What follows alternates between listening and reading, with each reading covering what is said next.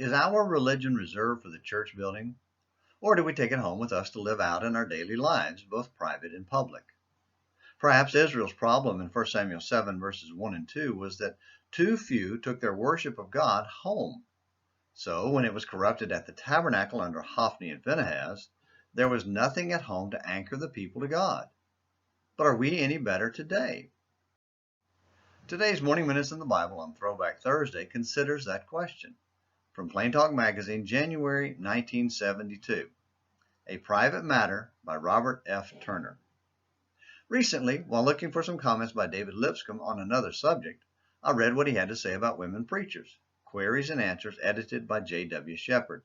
He cited the usual passages on the subject, then said, "There is not the least difficulty in explaining all the passages in harmony with these, if we will recognize what is true, that God intended the great burden of prayer, teaching, exhortation, and admonition to be done in private, not in public. Woman has free access to this great field. We have perverted this order. We do all of our preaching, teaching, exhortation, and I fear praying often in public. So interpret the scripture by our practices and not by the will of God." 4th edition, published 1918. I will excuse my dearth of private teaching on the obvious basis. I am a preacher. And how will you excuse your failure? Let me guess, you are not a preacher, so you don't know how to do it. We agree it needs to be done. We will talk about it a while, and then go on in our old ways. But Brother Lipscomb hit very close to the vitals of many problems. The work of the Lord has somehow become one and the same with some sort of public function, a service of some sort, and the 7 days per week concern for souls, ours and others, is missing.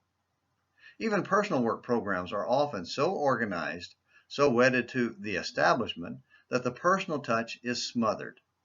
Telling another what you know, what you did in coming to Christ, even if it is a stumbling account, is far more likely to generate fire than some calculated, methodical plan that lacks people affinity and feeling. I believe there is a valid and useful place for public teaching. I preached 314 sermons in 1971, averaging more than one a day, 6 days a week straight through. There is evidence of much good done. 74 articles were written during that time and given to the public. These too have produced fruit, as indicated in your letters. Church doors should remain open, and saints must continue to assemble to worship God, study, and pray. But that which is missing is the going forth, leaving the meeting place with a renewed determination to carry the gospel to our contacts. And without this sort of going out, I am afraid that the coming in soon becomes meaningless. If the great burden of God's work must be done in private, we had better get with it. Again, I ask, are we any better than Israel of Samuel's day? Since our collective worship has been impacted by the virus and quarantines, has our personal worship at home kept us anchored to God? If not, as Robert ended, we had better get with it. Thanks for watching Morning Minutes in the Bible on Throwback Thursday. Until tomorrow, this is James McClenny hoping you have a great day.